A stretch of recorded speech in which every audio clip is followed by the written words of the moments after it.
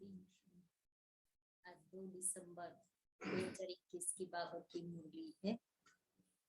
बाबा पूछ रहे हैं कि देही अभिमानी बच्चों में कौन सा अकल सहज ही आ जाता है। देही अभिमानी बच्चों में कौन सा अकल सहज ही आ जाता है। उत्तर है अपने से बड़ों का रिगार्ड कैसे रखें, यह अकल देही अभिमानी बच्चों में आ जाता है। अभिमान तो एकदम मुर्दा बना देता है।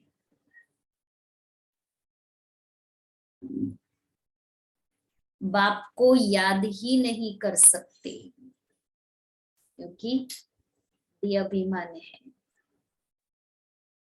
अगर देही अभिमानी रहे तो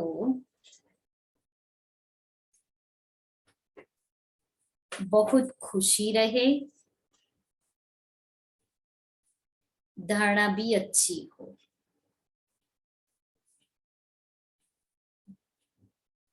विकर्म भी विनाश हो और बड़ों का रिगार्ड भी रखे। जो सच्ची दिल वाले हैं वे समझते हैं कि हम कितना समय देही अभिमानी रहे बाप को याद करते हैं। तो देही अभिमानी बच्चों में की निशानी कौन सी? बड़ों का रिगार्ड रखेंगे, फिर बाप को याद करेंगे, खुशी होगी, धारणा अच्छी होगी, सच्ची दिल होगी। तो देही अभिमानी बच्चों की निशानियां हैं। मीठे बच्चे आत्म अभिमानी बनने की प्रैक्टिस करो। जितना आत्म अभिमानी बनेंगे उतना बाप से लव होगा, क्योंकि शिव बाबा आत्मा का पिता है, शरीर का नहीं। इसलिए जब आत्मा परमात्मा को याद करेगी तो लव बढ़ेगा। गीत है न वह हमसे जुदा होंगे, ओम शांति। ये किसने कहा? आत्मा ने कहा, क्योंकि तुम बच्चे अब आत्मा अभिमानी बन रहे हो ड्रामा प्लान अनुसार। आधा कल्प देह अभिमानी बने, आधा कल्प तुम फिर आत्मा अभिमानी बनते हो। अभी तुमको आत्मा अभिमानी बनने की प्रैक्टिस करनी पड़े, क्योंकि कोई भी चीज बिगर प्रैक्टिस नहीं होती। हम पढ़ाई पढ़ते थे तब कुछ नहीं आता था, ना ए लिखना आता था ना बी लिखना, लेकिन कितनी प्रैक्टिस की। और अभी नींद में भी पूछो ना तो भी राइट लिखेंगे। तो इतनी प्रैक्टिस हो गई है। तो बाबा कहता है ऐसे ही आत्मा की भी प्रैक्टिस करनी पड़े। अभी तुमको बाबा घड़ी घड़ी कहते हैं बच्चे अशरीरी भव आत्माभिमानी भव। तुम बच्चे सामने बैठे हो और वह दूर बैठे हैं, ये जानते हैं कि हमको आत्माभिमानी बन बाप को याद करना है, बाबा की ही श्रीमत पर चलना है। इसको कहा जाता है श्रेष्ठते श्रेष्ठ मत। बाप के साथ बहुत लव होना चाहिए। अभी बाप कहते हैं देह सहित देह के सब संबंधों को छोड़ो। आत्माभिमानी बनने की बहुत बहुत प्रैक्टिस करनी है। शरीर तो विनाश होना है और वो तो संस्कार आधा कल्प के नेचुरल है, जो घड़ी घड़ी देह अभिमान में आ जाते हैं। आत्मा है अविनाशी, विनाशी शरीर को याद करने के कारण आत्मा को भूल बैठे हैं। यह भी बच्चों को समझाया जाता है कि आत्मा क्या चीज है। कहते भी हैं आत्मा छोटी स्टार मिसल है, इन आंखों से देखने में नहीं आती, उनको दिव्य दृष्टि बिगड़ देखा नहीं जा सकता है। आत्मा को देखने की कोशिश बहुत करते हैं परंतु देख नहीं सकते। कोई दिव्य दृष्टि से देखते भी है तो भी समझ नहीं सकते कि यह क्या चीज है, क्योंकि बिंदी है और वो ज्ञान तो है नहीं कि आत्मा बिंदी है, इसलिए बाबा कहता समझ नहीं सकेंगे। बड़ी चीज तो है नहीं, आत्मा बिल्कुल छोटा स्टार मिसल है, कितनी छोटी बिंदी है। ये बातें किसकी बुद्धि में बैठना बड़ा मुश्किल है, क्योंकि आधा कल्प से देह अभिमान में रहे हैं। बाप समझाते हैं तुम अपने को आत्मा निश्चय करो, हम आत्मा वहां के रहने वाले हैं। ये शरीर तो यहाँ लेना है, यह शरीर 5 तत्वों का बना हुआ है। पिंड माना शरीर जब तैयार होता है तो फिर छोटी आत्मा इनमें प्रवेश करती है।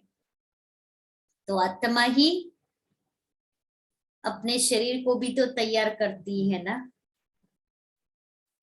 चैतन्यता आती है, आत्मा भी सत्य चैतन्य है तो परमपिता परमात्मा भी सत्य है, चैतन्य है, परमात्मा है।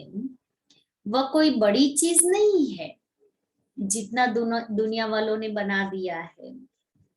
वो तो कहते हैं ना हजारों सूर्यों से तेजोमय है। अब इतना बड़ा तो कोई है नहीं ना, इतना बड़ा हम लिंग बनाते हैं दे अभिमान। आत्मा भी छोटी है, जैसे इनमें ज्ञान है वैसे तुम्हारी आत्मा में भी ज्ञान है। इतनी छोटी आत्मा में सारा ज्ञान है, यह बड़ा वंडर है। कितनी बिंदी आत्मा और 84 जन्मों का ज्ञान, और वो भी 84 जन्मों का पार्ट बजाती है, तो आत्मा कैसे इस शरीर को नचाती है। तो विचार सागर मंथन करने की बात है कि बाबा ने वंडरफुल बातें कौन कौन सी बताई। जैसे बाबा ने कहा आत्मा छोटी बिंदी है और उसमें इतना सारा पार्ट भरा हुआ है, तो ये वंडरफुल बात है। परंतु तुम बच्चे घड़ी घड़ी ये बातें भूल जाते हो, देह अभिमान में आ जाते हो, इसलिए भूल जाते हो। अभी तुम आत्माएं इस शरीर द्वारा विश्व के मालिक बनते हैं, अर्थात गॉड गॉडेज बनते हैं। बाप तो है गॉड फादर, परंतु भारत में इन लक्ष्मी नारायण को गॉड गॉडेज कहते हैं, क्योंकि इन्हों को इतना ऊंच बाप बनाते हैं। बाप अपने समान बनाते ना बच्चों को, उसमें लक्ष्मी नारायण ने अगले जन्म में इतना श्रेष्ठ पुरुषार्थ किया जो बाप समान बने, इसलिए अभी भक्ति मार्ग में उनको गॉड गॉडेज कहते हैं, समान टाइटल मिलता है। इस नॉलेज से देखो क्या बन जाते हैं। जो अच्छी रीति पढ़ाई पढ़कर इम्तिहान में पास होते हैं वह कमाई भी अच्छी करते हैं। जैसे दुनिया में कोई बहुत ब्यूटीफुल होते हैं तो उनको इनाम बहुत मिलता है, फिर कहते हैं मिस इंडिया, मिस अमेरिका। बाबा को भी दुनिया की नॉलेज है। शरीर के साथ वो लोग कितनी मेहनत करते हैं उसके ऊपर उनकी अलग अलग प्रकार की राउंड होते हैं कंपटीशन में, और हर राउंड में पास होते, लास्ट में उनकी इंटेलेक्चुअल राउंड जो होता है उसमें वो जो क्वेश्चन करेंगे पास होंगे, फिर उनको टाइटल मिलता है। हाँ। सतयुग में तो नेचुरल ब्यूटी होती है, कशिश करने वाली। वहां तो कोई मेहनत नहीं करनी है। यहाँ तो कितनी मेहनत करते हैं, शरीर के पीछे ही अपना टाइम मनी एनर्जी लगाते हैं। सतो प्रधान प्रकृति से शरीर बनते हैं ना, और आजकल प्रकृति तमो प्रधान हो गई है, इसलिए शरीर भी तमो प्रधान। वह कितना खींचते हैं। सतो प्रधान प्रकृति से बना हुआ शरीर कशिश करता है। लक्ष्मी नारायण राधे कृष्ण के चित्र कितना सबको खींचते हैं। वह भी कोई एक्यूरेट चित्र नहीं बनते हैं। सत्युग की कंपैरिजन में, माना सत्युग की ब्यूटी की कंपैरिजन में यहाँ भल कितने भी अच्छे चित्र बने हो, और वहां जैसे फीचर्स वहां तो है ही सतो प्रधान, तो नेचुरल ब्यूटी रहती है। यह सब बाबा समझाते हैं। वो लोग गाते हैं हे पतित पावन, परंतु समझते कुछ भी नहीं। पुकारते भी ऐसे है जैसे बेसमझ है। हे भगवान दया करो, रहम करो, परंतु भगवान क्या चीज है यह जरा भी पता नहीं।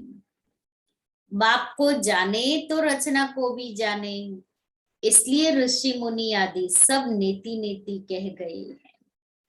यह तो बिल्कुल ठीक है। रचता और रचना को कोई नहीं जानते। अगर जान जाए तो विश्व के मालिक बन जाए। अभी तुम समझते हो। इन लक्ष्मी नारायण को भी ऐसा बनाने वाला बाप ही है। अभी तुम बाप के सम्मुख बैठे हो, परंतु आधा कल्प देहाभिमान में रहने के कारण इतना रिगार्ड रख नहीं सकते। बाप के सम्मुख हम बैठे हैं, लेकिन देहाभिमान आ जाता है तो बाप का भी रिगार्ड नहीं रखते। अब कैसे नहीं रखते? आत्माभिमानी बनते ही नहीं है। अब बाबा रोज कहता है आत्माभिमानी बनो।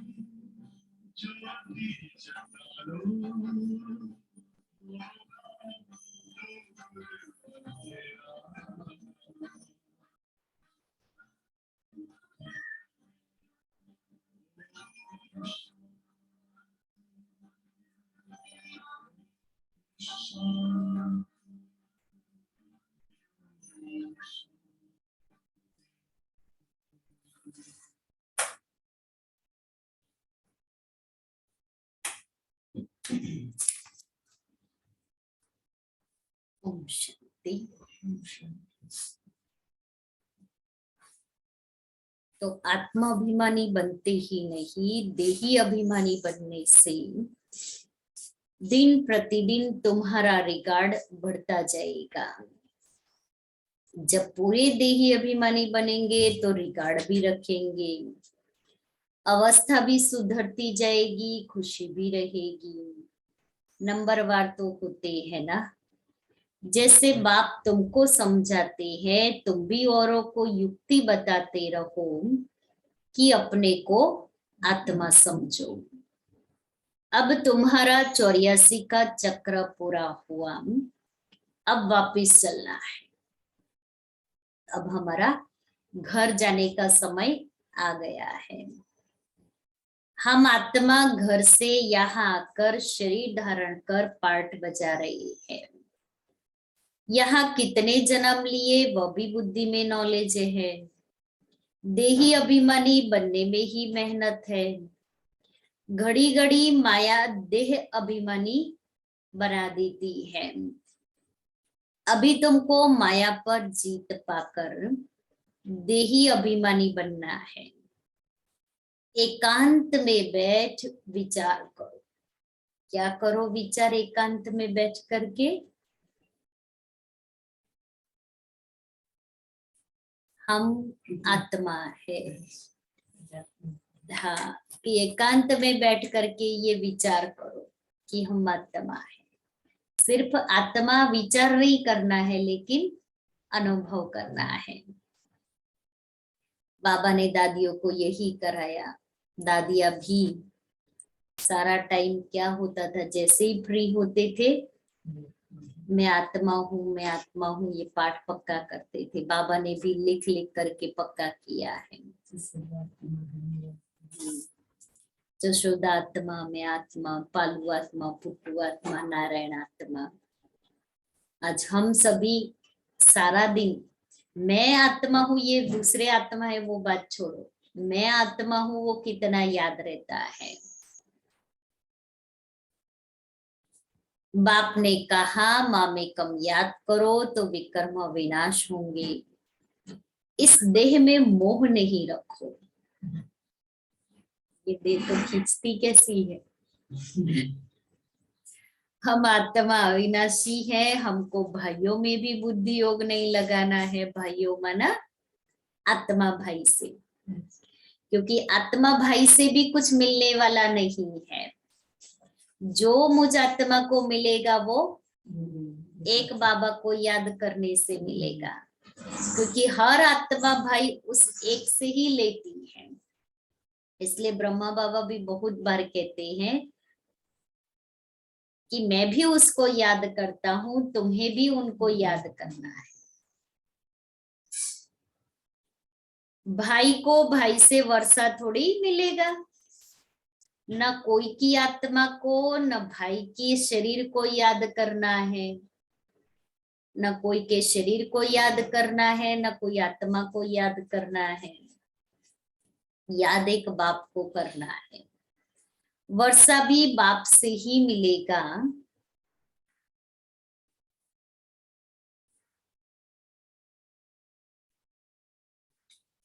हम आत्मा अब अपने घर जाती है, फिर सतयुग में आकर अपना राज्य भाग्य लेगी। वहां आत्माभिमानी होंगी। यहाँ माया रावण देह अभिमानी बना देती है। अभी तुम फिर आत्मा अभिमानी बनने का पुरुषार्थ कर रहे हो। अपना कल्याण करते रहो। बाबा ने अव्यक्त मुरली में बताया ना, अभी जो बाबा की चली, संगम के समय को पहचानो, जानो। तो अभी बाबा कहता है अभी का जो समय है स्वयं का कल्याण करने का समय है, क्योंकि संगम युग है कल्याणकारी युग। इसलिए इस कल्याणकारी युग में अगर हम अपना कल्याण नहीं करेंगे तो और कब करेंगे। और कोई युग में तो कल्याण होना नहीं है, वो तो नीचे ही गिरने वाले हैं ना, सीढ़ी नीचे उतरेंगे। ये चित्रों के सामने आकर बैठो ना। बाबा विचार सागर मंथन कैसे करना है, कई लोग कहते हैं हमें विचार सागर मंथन नहीं होता है, नहीं आता है। तो बाबा युक्ति बताते हैं, चित्रों के सामने बैठ जाओ। लक्ष्मी नारायण का चित्र, सृष्टि चक्र का चित्र, झाड़ और सीढ़ी का चित्र, स्वर्ग का चित्र, इनके सामने बैठ जाओ। बुद्धि आपे ही चलना शुरू हो जाएगी। जैसे कोई छोटे बच्चे को कोई भी पशु के सामने रख दो, अब वो यही सोचेगा ना कि मुझे अपने को कैसे बचाना है। तो मैं आत्मा भी सेवा के लिए, अनेकों को ज्ञान दान करने के लिए बैठ जाऊं चित्रों के सामने, बुद्धि चलना शुरू हो जाती है। क्योंकि बुद्धि को जब तक कुछ काम नहीं देंगे वो तो और बहुत कुछ सोचेगी, मन बहुत कुछ सोचेगा, बुद्धि बहुत बातों में भटकती रहेगी। इसलिए उसको बिजी रखने के लिए कुछ तो देना पड़ेगा।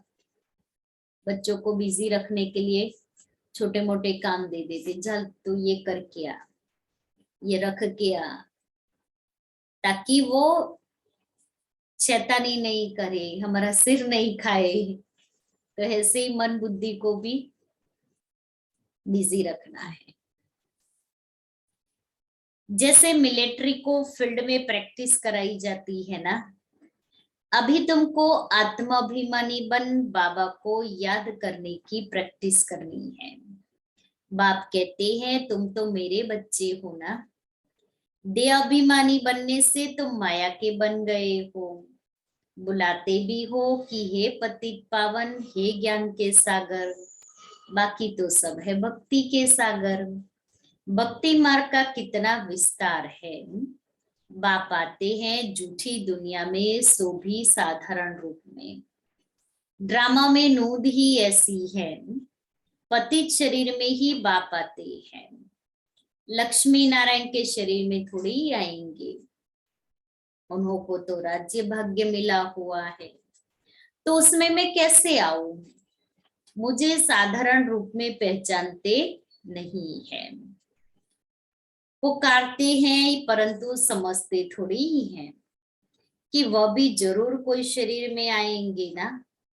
मेरा रूप तो है निराकार बिंदी, तो जरूर प्रजापिता ब्रह्मा के तन में ही आऊंगा। प्रजापिता तो जरूर यहाँ होना चाहिए, जरूर पुराना तन होगा। यह ब्रह्मा पुराना और बाजू में विष्णु नया खड़ा है। त्रिमूर्ति के चित्र में कितना ज्ञान है। तुम बच्चे आगे इन देवताओं को बुलाते थे, श्री नारायण की कितनी खातिरी करते थे। वंडर है ना, ये शुरू शुरू की बात है एकदम। दिवाली पर लक्ष्मी का आह्वान करते थे, तो लक्ष्मी नारायण ऐसे। हम खुद नारायण को कितना प्यार करते थे, ये बाबा कहते हैं हम खुद कितना प्यार करते थे। श्री नारायण आया है, इनको खिलाओ पिलाओ। क्योंकि बाबा भक्ति बहुत करते थे ना, अंदर में समझते हैं अभी हम बन रहे हैं। देखो कैसी स्मृति बदल गई कि पहले साक्षात्कार होता था तो कहते थे नारायण आया है उसको खिलाओ पिलाओ, और अभी स्मृति में हम ही नारायण बन रहे हैं। जो बना हुआ है उनकी जरूर खातिरी करेंगे, गोया हम अपनी खातिरी करते हैं। बाबा भी कहते थे अपनी खातिरी करते रहो। तुम बच्चों ने देखा है ना, ये बड़ी वंडरफुल बातें हैं, ये दूसरा कोई समझा ना सके, ये ज्ञान की बातें। तुम ही समझा सकते हो, क्योंकि जो समझे हुए हैं वही समझा सकते हैं। यह तो बिल्कुल है ही नया ज्ञान। बाप कहते हैं, मैं फिर से देवी देवता धर्म स्थापन करता हूँ। आदि में है देवी देवताओं का राज्य, मध्य में है रावण राज्य, अभी है अंत। अंत में तो बाप खुद आते हैं। अभी बच्चे तुम आदि मध्य अंत को जान गए हो।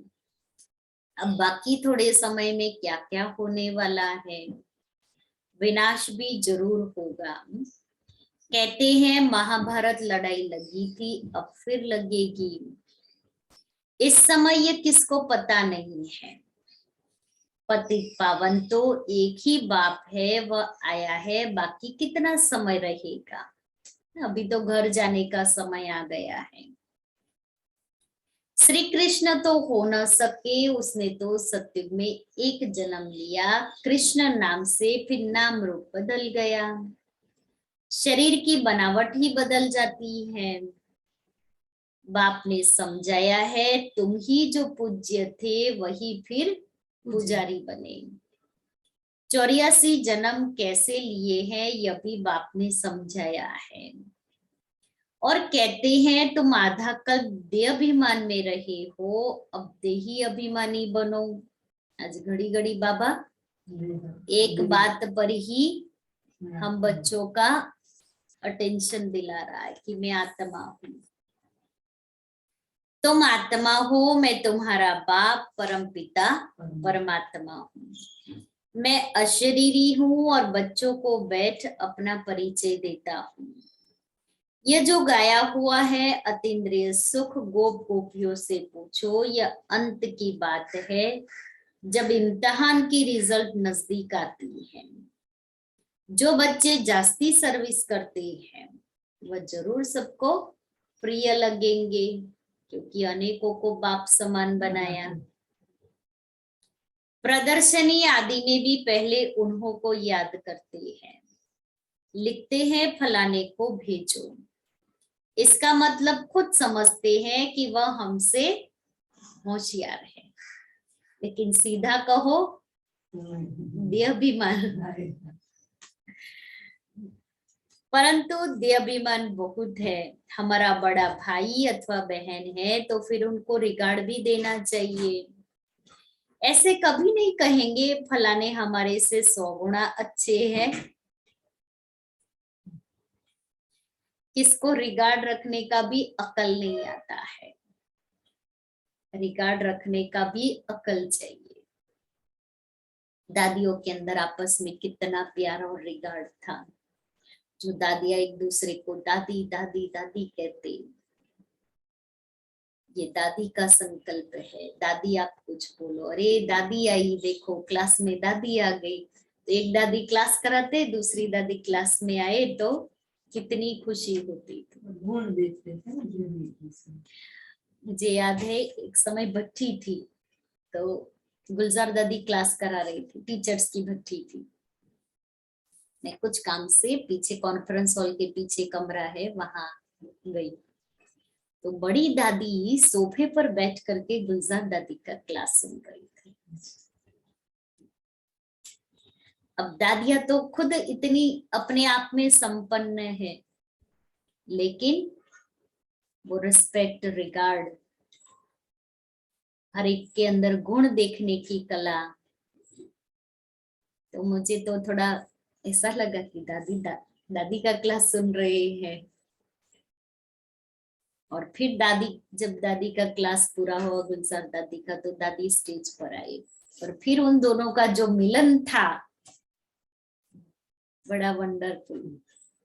ऐसे ही दादी जानकी और दादी गुलजार दोनों एक दूसरे का हाथ पकड़ करके जो वॉक करते थे पैसेज में, और ऐसे ऐसे एक दूसरे से बात भी करे और दोनों एक दूसरे की बात का रिगार्ड देवे, ऐसे ऐसे करके। गुलजार दादी कहे दादी को बुलाओ, नाश्ता करने बैठेंगे, भोजन करने बैठेंगे, तो कहेंगी, गुलजार दादी कहेगी दादी को बुलाओ, दादी को बुलाओ। फिर दादी आएगी, एक चम्मच से गुलजार दादी को खिलाएंगे। मैंने वो सीन सच में भाग्यशाली आत्माओं को देखने को मिलती। और निर्मल शांता दादी, जनक राजा ने मेरे लिए टोली भेजी है तो मैं तो खाऊंगी ना। दादी आप मुझे प्यार करो। दादी मिलने जाएगी ना तो दादी को कहेगी दादी आप मुझे प्यार करो। तो फिर जानकी दादी ऐसे दादी को बाहों में ले लेते थे। तो दादियों के अंदर में ये देखा, अनुभव किया कि कितना आपस का रूहानी प्यार और रिगार्ड।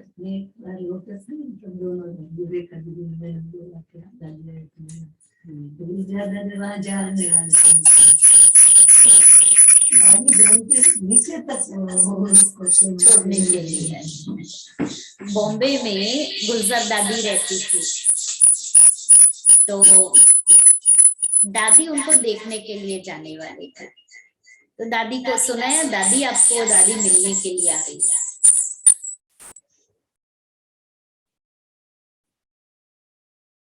तो कहती अच्छा दादी आ रही है। कहती चलो मुझे जल्दी जल्दी तैयार कर लो। दादी आ रही है ना, दादी का तो वेलकम करना है ना।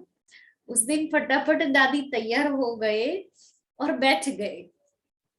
दादी आ रही है, मुझे दादी मिलने आ रही है।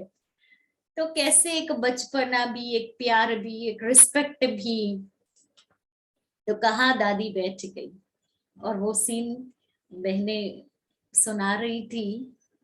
कहा वो दोनों दादी जो मिले, इसलिए बाबा हम बच्चों को भी ऐसा बनाना चाहता है और ऐसा देखना चाहते हैं। बाप जो समझाते हैं उस पर चलते नहीं तो उन्हों का क्या हाल होगा। देहाभिमान मुर्दा बना देता है।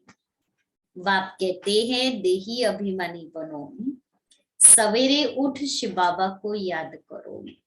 वह भी नहीं करते, अमृत वेले भी नहीं उठते। अच्छे अच्छे महारथी कहलाएंगे, अच्छे अच्छे महारथी योग में बहुत कम रहते हैं। धारणा भी हो तब खुशी चढ़े, योग बिगर विकर्म विनाश हो न सके।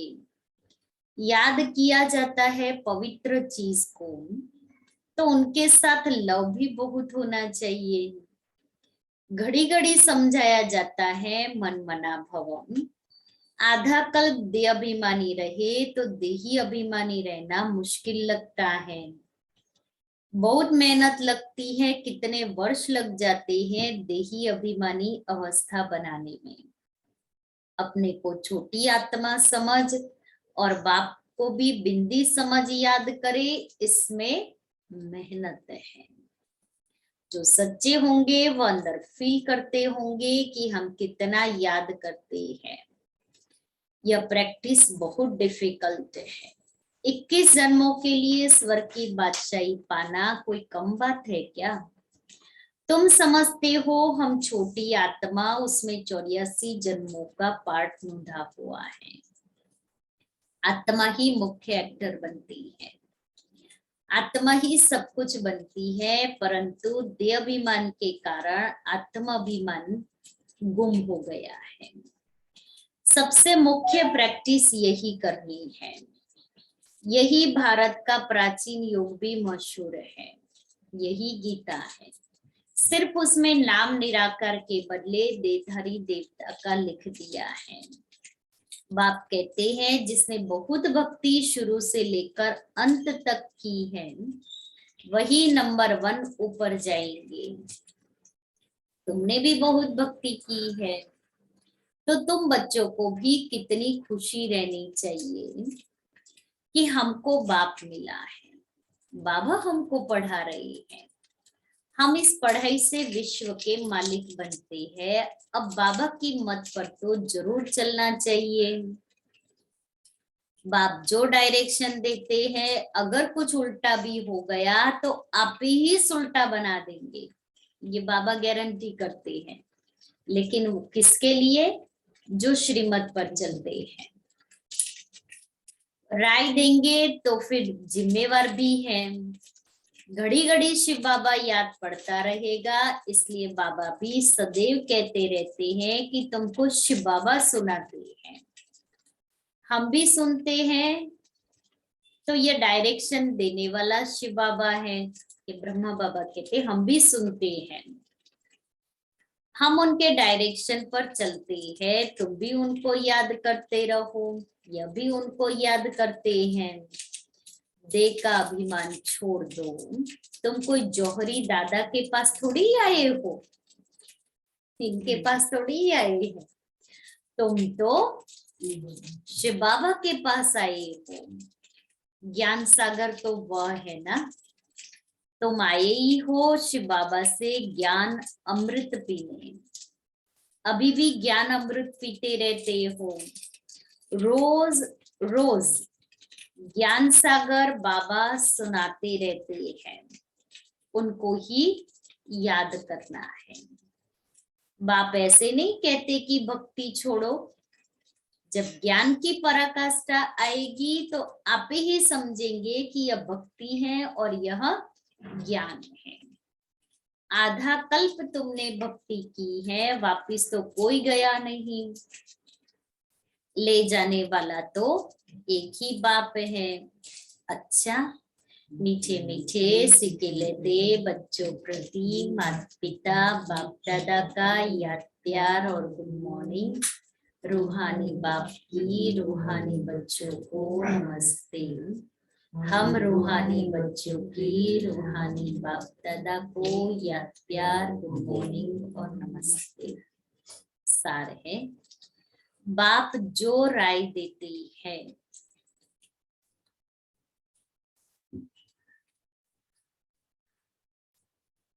उसे शिव बाबा की श्रीमत समझ चलना है।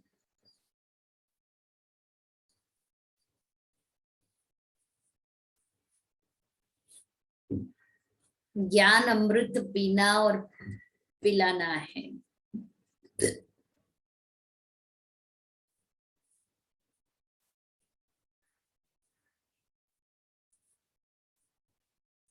दूसरा है, सबको रिगार्ड देते हुए सर्विस पर तत्पर रहना है।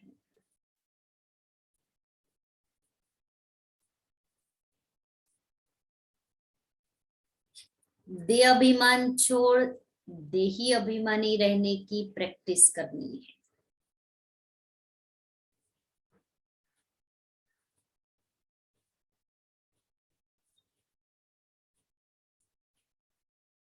वरदान, बालक और मालिकपन के बैलेंस द्वारा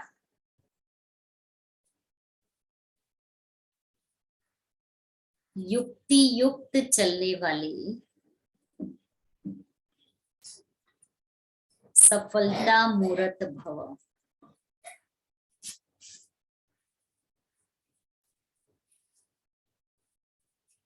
जितना हो सके सर्विस के संबंध में बालकपन, अपने पुरुषार्थ की स्थिति में मालिकपन, संपर्क और सर्विस में बालकपन, याद की यात्रा और मंथन करने में मालिकपन, साथियों और संगठन में बालकपन और व्यक्तिगत में मालिकपन।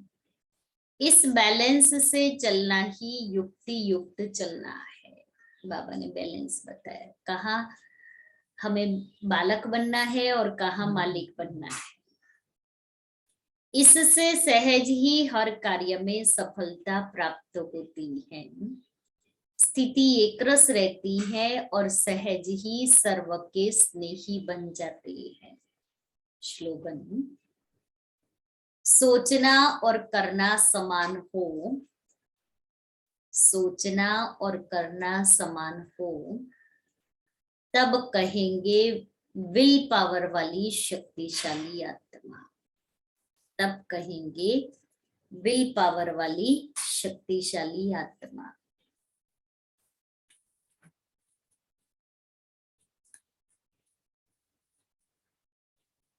आज का हमारा स्वमान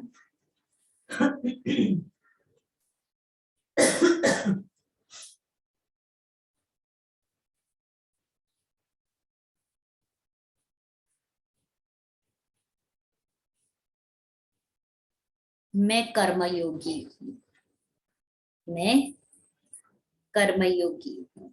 तो कर्मयोगी कैसे बनना है? कर्म करते। कर्मातीत का अर्थ यह नहीं कि कर्म से अतीत हो जाओ, माना कर्म छोड़ दो, किनारा कर लो कर्म से। कर्म से न्यारे नहीं, कर्म के बंधन में फंसने से न्यारे। कर्म तो करना ही है, लेकिन कर्म का जो बंधन है उसमें नहीं फंसना है। इसको कहते हैं कर्मातीत।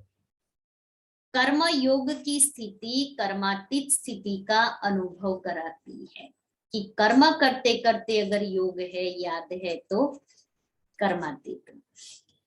यह कर्मयोगी स्थिति अति न्यारी और प्यारी स्थिति है। इससे कोई कितना भी बड़ा कार्य मेहनत का हो, लेकिन ऐसे लगेगा जैसे काम नहीं कर रहे हैं लेकिन खेल कर रहे हैं। कर्मयोगी की स्थिति है, कर्म के बंधन में नहीं फंसते हैं, तो खेल कर रहे हैं, ये अनुभव होगा। और